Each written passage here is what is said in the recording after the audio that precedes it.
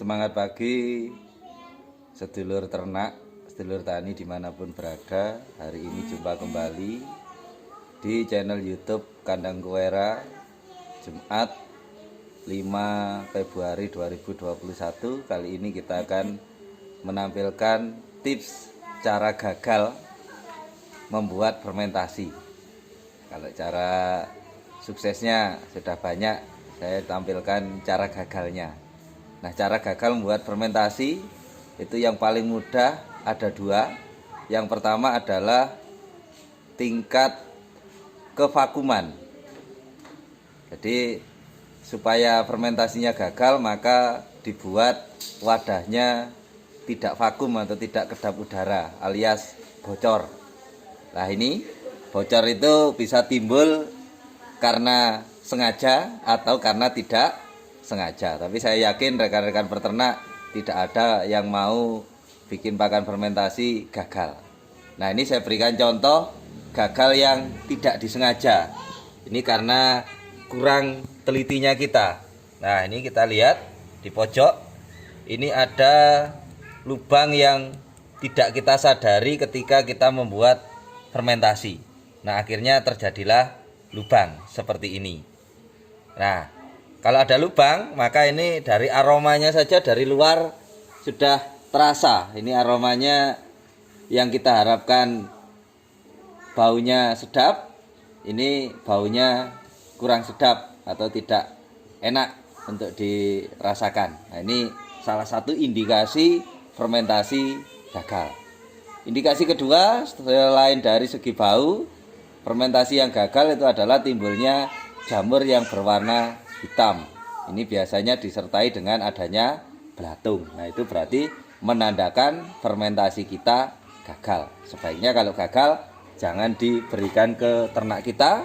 Nanti disinyalir akan timbul bakteri-bakteri atau mikroorganisme yang sifatnya jahat yang merugikan ke ternak kita. Ini coba kita buka hasil fermentasi kita.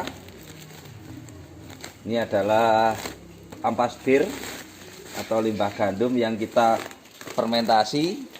Ini sekitar 10 hari. Nah, ini kita lihat seperti ini hasilnya. Kemudian kita cium baunya.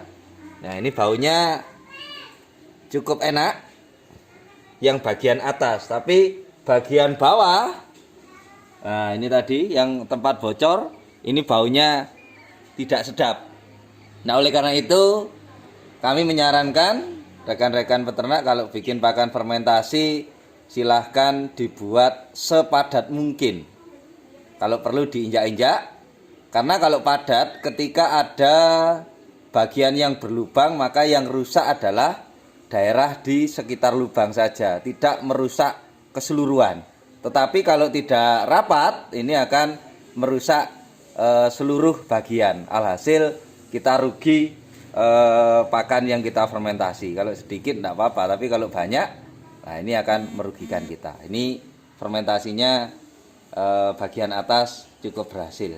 Ini baunya enak yang bagian atas, berbeda dengan pojok bagian bawah. Nah, kunci kegagalan fermentasi yang kedua selain wadah yang tidak rapat tadi adalah kadar air. Nah, ini kadar airnya. Nah, kadar air itu caranya kalau manual digenggam begini.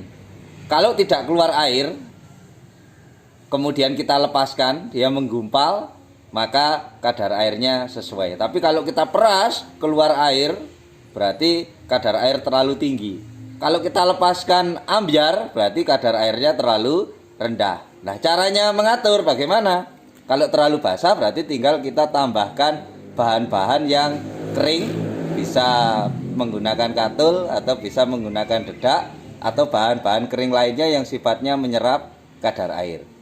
Kalau bahannya terlalu kering, maka harus kita tambah dengan air. Kita gunakan probiotik yang cair. Kalau yang bahan basah berarti lebih efektif kita gunakan probiotik yang kering.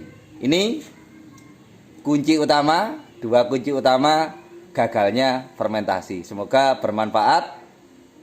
Saya harapkan rekan-rekan peternak dimanapun berada tidak mengalami kegagalan membuat fermentasi. Salam ternak dari Kandang Kuwera. Terima kasih.